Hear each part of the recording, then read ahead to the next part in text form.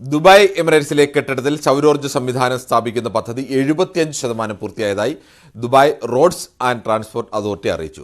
Dubai ഗവൺമെന്റിന്റെ Shams Dubai, Dubai clean energy and integrated energy strategy എന്നിവയുമായി സഹകരിച്ചാണ് പദ്ധതി നടപ്പാക്കുന്നത്. ഷാംസ് ദുബായ് സംരംഭത്തിന്റെ നയങ്ങൾക്കനുസൃതമായി കെട്ടിടങ്ങൾക്ക് ശുദ്ധമായ ഊർജ്ജം നൽകുന്നതിന് Dubai centre of excellence for carbon കൺട്രോളുമായി 20 വർഷത്തെ കരാറിന്റെ ഭാഗമായാണ് പദ്ധതി.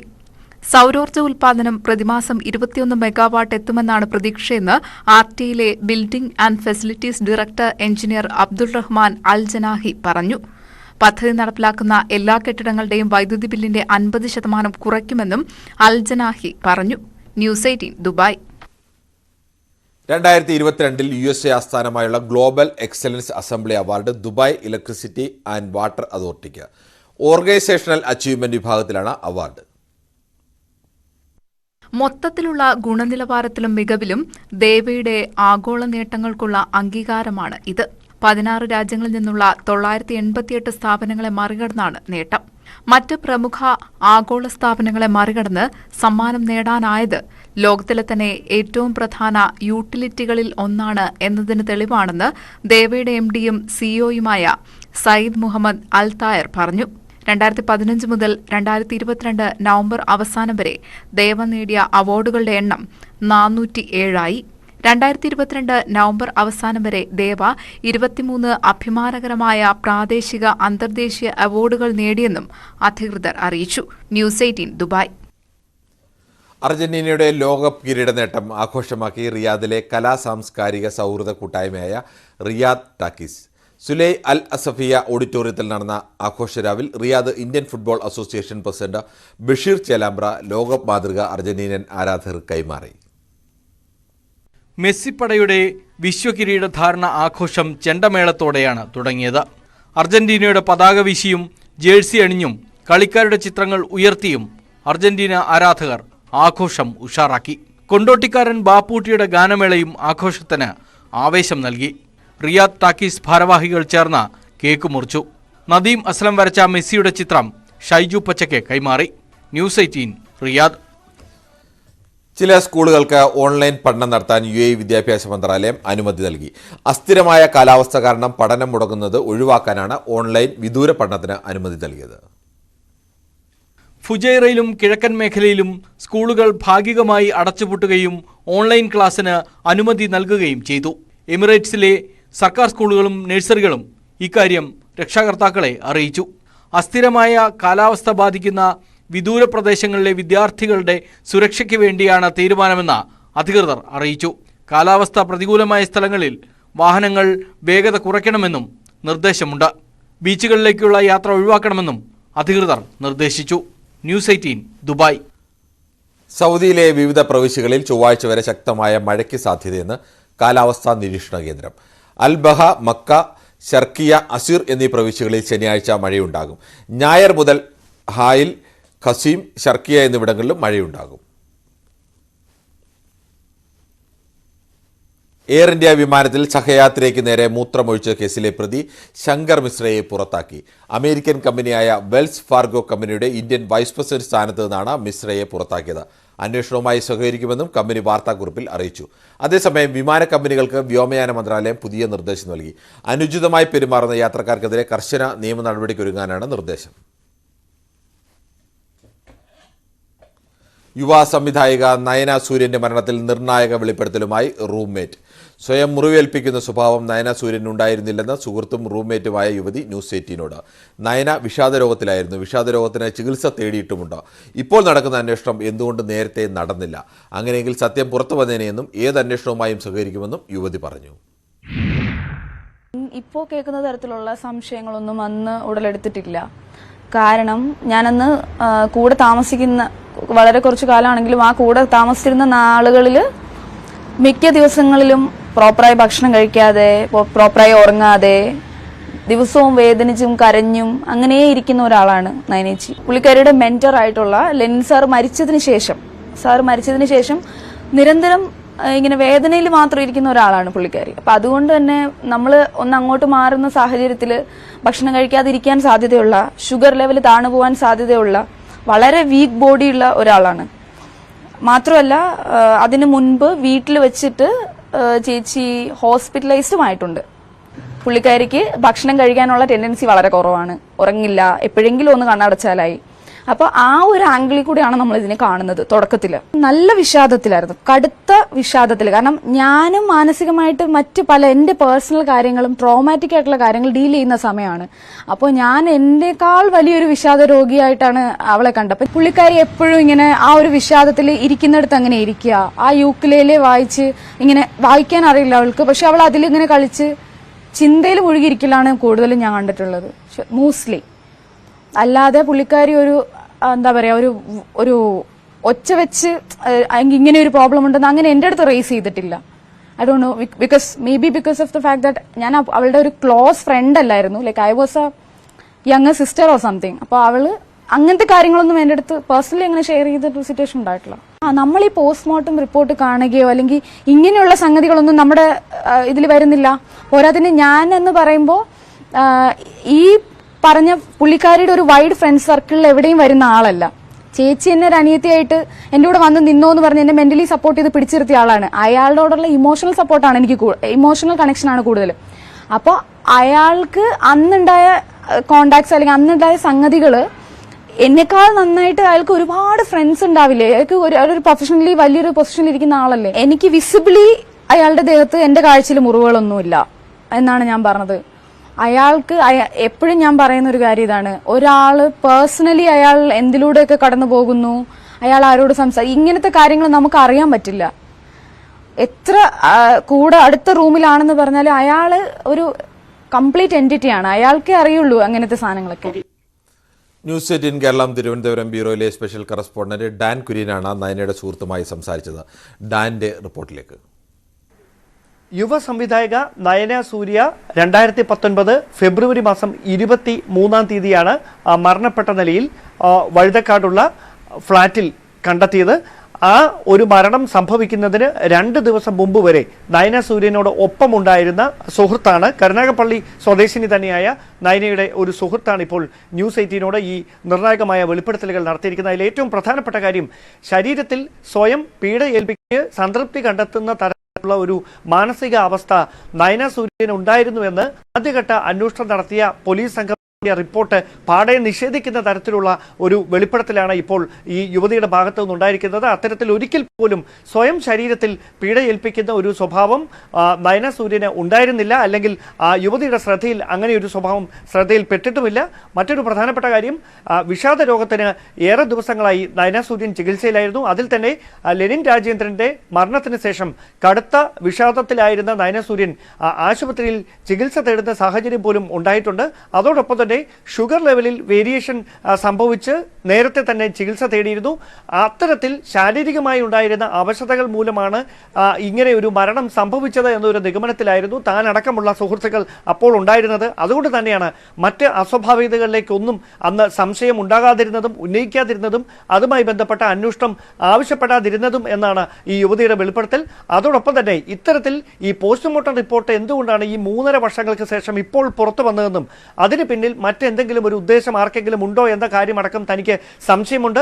ആ ഒരു സംശയം നയനയുടെ അടുത്ത സുഹൃത്തുക്കൾ അടക്കം പരസ്പരം പങ്കുവെക്കുന്നുണ്ട് എന്നുമാണ് യുവതി ഇപ്പോൾ ന്യൂസ് 18നോട് പറഞ്ഞിരിക്കുന്നത്. എന്തായാലും പോസ്റ്റ്മോർട്ടം റിപ്പോർട്ടിൽ ലഭ്യമായിട്ടുള്ള വിവരങ്ങൾ പരിശോധിക്കുകയാണെങ്കിൽ അത് മുഖവിലക്കെടുത്താൽ നയന തീർച്ചയായിട്ടും അപായപ്പെട്ടത് തന്നെയാണ്. നയനയെ ആരോ അപായപ്പെടുത്തിയതാണ്.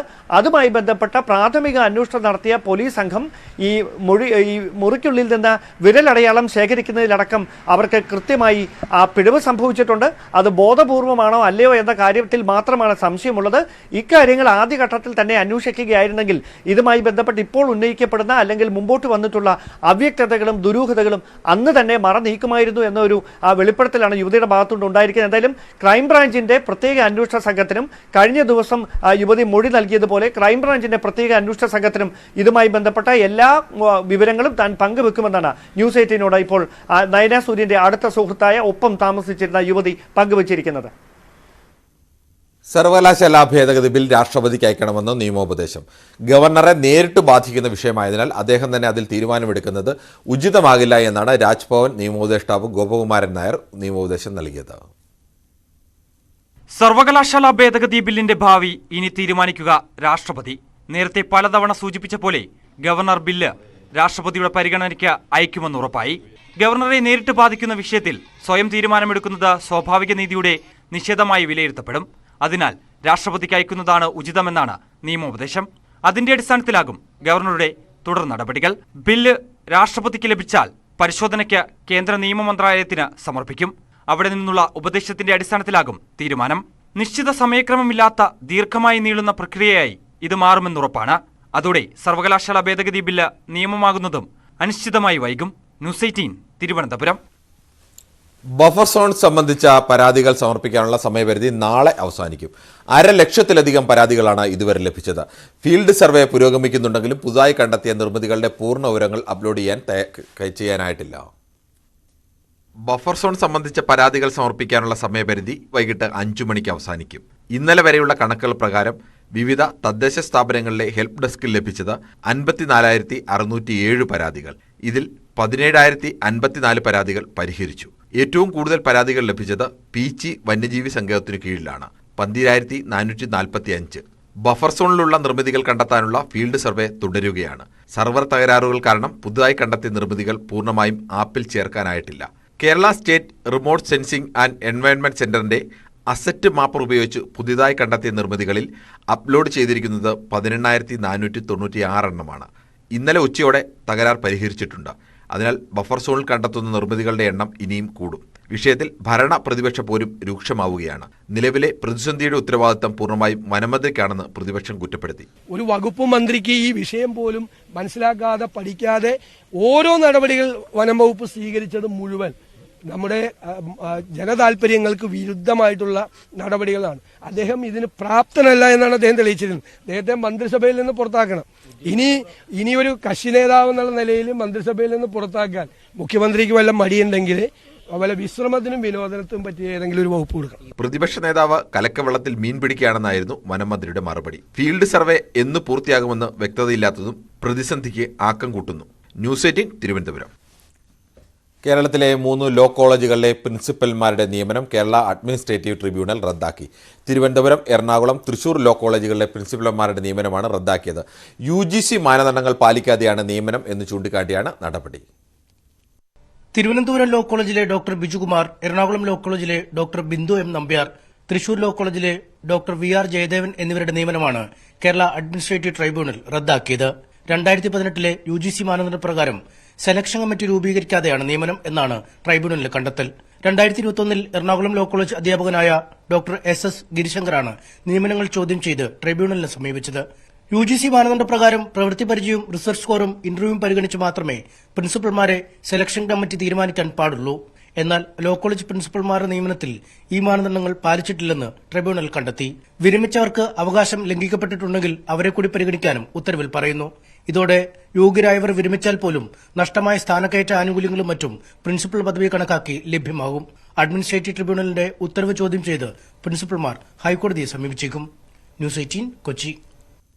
38 ദിവസത്തെ ഇടവേളയ്ക്ക് ശേഷം രാജസ്ഥാൻ ദമ്പതികൾക്ക് മക്കളെ തിരിച്ചുകിട്ടി. ഹൈക്കോടതി ഉത്തരവുമായി എത്തിയാണ് പള്ളുരുത്തിയിലെ സ്നേഹഭവനിൽ നിന്ന് മാതാപിതാക്കൾ കുട്ടികളെ ഏറ്റുവാങ്ങിയത്. News 18 impact.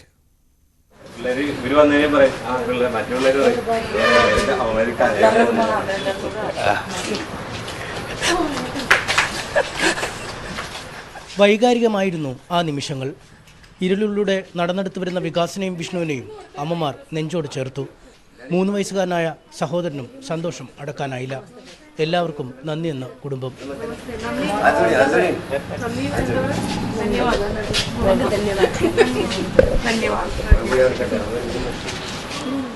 हमारा बच्चा मिला, हम खुश हो गया. हाँ, हमको हमारी मम्मी लड़ गई इसमें. हमारी मम्मी लड़ गई. दुगन बस हमके. मेरे मम्मी पास जाऊंगा. वो बोलते हैं मेरे मम्मी के साथ जाएगा. मैं मम्मी के साथ जाया. खुशी. हाँ, तू बोल. मेरी मम्मी पास जाऊंगा. मैं मम्मी के पास आऊंगा. खुशी हो गया. मैं खुश हो गया. കുടുംബത്തിന്റെ നിയമ നടപടികൾക്ക് കൂട്ടുന്ന അഭിഭാഷക നിറകണ്ണുകളോടെ വാക്കുകൾക്കായി പരതി. എനിക്ക് സത്യം പറഞ്ഞാൽ സന്തോഷം കൊണ്ട് എനിക്ക് വാക്കുകളില്ല. പ്രത്യേകിച്ച് നിങ്ങളോടാണ് എനിക്ക് ഏറ്റവും കടപ്പാട്. നിങ്ങൾ ദൈവ വിട്ടതുപോലെ വന്ന് കൃത്യമായിട്ട് എൻ്റെ ഈ 21 വർഷത്തെ ഞാൻ നേരത്തെ പറഞ്ഞ പോലെ അഭിഭാഷക ജീവിതത്തിൽ ഇതുപോലെ തൃപ്തികരമായിട്ടുള്ളതോ ആയിട്ടുള്ളൊരു കേസ് ഞാൻ ചെയ്തിട്ടില്ല. വളരെ നന്ദിയുണ്ട് കുട്ടികളുടെ മുഖത്തെ അവർ പക്ഷേ വിഷമം വിട്ടുപോകുമ്പോഴുള്ള വിഷമം. അപ്പോൾ അവരോട് ഞാൻ പറയുന്നുണ്ട് ആഴ്ചയിൽ ഒരിക്കലെങ്കിലും വന്നിട്ട് കാണണമെന്ന്. ഹിന്ദി ഒന്നും കൂടെ പഠിച്ചിട്ട് ഞാൻ പറഞ്ഞു കൊടുക്കും. ഇതർ ഖുഷിയെ ദോസ്തോं को मिला सभी भी आएगा इधर उनको देखने के लिए. കൊച്ചി നഗരത്തിൽ നിന്നും ഭിക്ഷാടകരെന്ന് തെറ്റിദ്ധരിച്ച് പോലീസ് കൂട്ടിക്കൊണ്ടുപോയ 6-7 വയസ്സുള്ള കുട്ടികൾ 38 ദിവസമായി ശിശുക്ഷേമ സമിതിയുടെ സംരക്ഷണത്തിലായിരുന്നു. കുട്ടികൾ രക്ഷിതാക്കളുടെയെന്ന് തെളിയിക്കണമെന്നായിരുന്നു ആദ്യ ആവശ്യം. കുട്ടികൾക്ക് മെച്ചപ്പെട്ട സൗകര്യമില്ലെന്നായിരുന്നു രണ്ടാമത്തെ കണ്ടെത്തൽ. കുടുംബത്തിന്റെ ദുരവസ്ഥ ന്യൂസ് 18 വാർത്തയാക്കിയതോടെ ചൈൽഡ് ലൈൻ നിലപാടിൽ അയവ് വരുത്തി. രേഖകൾ ഹാജരാക്കിയാൽ മോചിപ്പിക്കാമെന്നായി. ഒടുവിൽ ന്യൂസ് 18 മുഖേന ജനന സർട്ടിഫിക്കറ്റ് എടുത്തതോടെയാണ് കോടതിയിൽ കുട്ടികൾക്ക് അനുകൂലമായ നിലപാട് സ്വീകരിച്ചത്. കൊച്ചിയിൽ നിന്നും KS ശ്യാംലാലിനൊപ്പം MS അനീഷ് കുമാർ, ന്യൂസ് 18. വയനാട് സുൽത്താൻ ബത്തേരി നഗരമധ്യത്തിൽ ഇറങ്ങിയ കാട്ടാന കടത്തിണ്ണയിൽ കിടന്നയാളെ എടുത്തെറിഞ്ഞു. ബത്തേരി പള്ളിക്കണ്ടി സ്വദേശി തമ്പി നിസാര പരിക്കുകളോടെ രക്ഷപ്പെട്ടു. ഇരുളം ഫോറസ്റ്റ് സ്റ്റേഷനിലെ പഴുപ്പത്തൂർ വനമേഖലയിൽ നിന്നാണ് കാട്ടാന നഗരത്തിലിറങ്ങിയത്. ഡിസംബറിൽ തമിഴ്നാട് വനംവകുപ്പ് പിടികൂടി കോളർ ID ഘടിപ്പിച്ച് ഉൾവനത്തിലേക്ക് വിട്ട ആനയാണിതെന്ന് സ്ഥിരീകരിച്ചിട്ടുണ്ട്. കാട്ടാനയെ പിടികൂടാൻ കുങ്കിയാനകൾ ഉപയോഗിച്ചുള്ള തെരച്ചിൽ തുടങ്ങിയിട്ടുണ്ട്.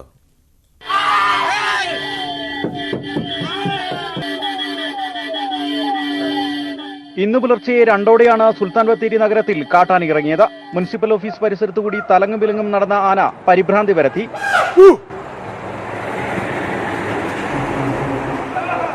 ഈ സമയം കടന്നുപോയ ബസ്സിന് നേരെ ആന ചിഹ്നം വിളിച്ച് പാഞ്ഞെടുത്തു. കടവരാന്തയിൽ കിടക്കുകയായിരുന്ന പള്ളിക്കണ്ടി സ്വദേശി തമ്പിയെ തുമ്പിക്കൈ കൊണ്ട് ഉയർത്തി നിലത്തിട്ടു. നിസ്സാര പരിക്കേറ്റ ഇയാളെ താലൂക്ക് ആശുപത്രിയിൽ പ്രവേശിപ്പിച്ചു. ഡിസംബറിൽ തമിഴ്നാട് ദേവാല ഭാഗത്തുനിന്ന് മയക്കുവെടി വെച്ച് പിടികൂടി കോളർ ID ഘടിപ്പിച്ച് ഉൾവനത്തിൽ വിട്ടയച്ച PM2 എന്ന മോഴയാനയാണ് ബത്തേരി വനത്തിൽ ഇറങ്ങിയത്.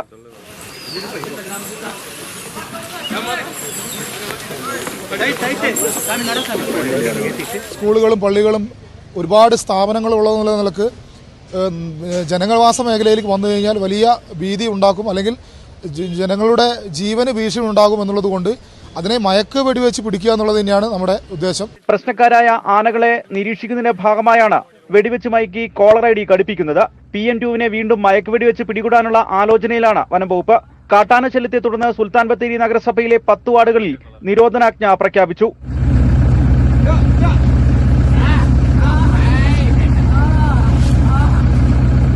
ന്യൂസ് 18 വയനാട്. കൊല്ലത്ത് റെയിൽവേ ക്വാർട്ടേഴ്സിൽ യുവതിയുടെ മൃതദേഹം കണ്ടെത്തിയ സംഭവത്തിൽ ബലാത്സംഗ ശ്രമത്തിനിടെ ഉണ്ടായ കൊലപാതകമെന്ന് പോലീസ്. യുവതിയുടെ മൊബൈൽ ഫോണും പണവും ഇയാൾ കവർന്നെന്നും പോലീസ് കണ്ടെത്തി. അപസ്മാരം വന്നാണ് ഉമ്മ മരിച്ചതെന്ന പ്രതിയുടെ മൊഴി പൂർണ്ണമായും തള്ളുന്നതാണ് പോലീസ് കണ്ടെത്തൽ.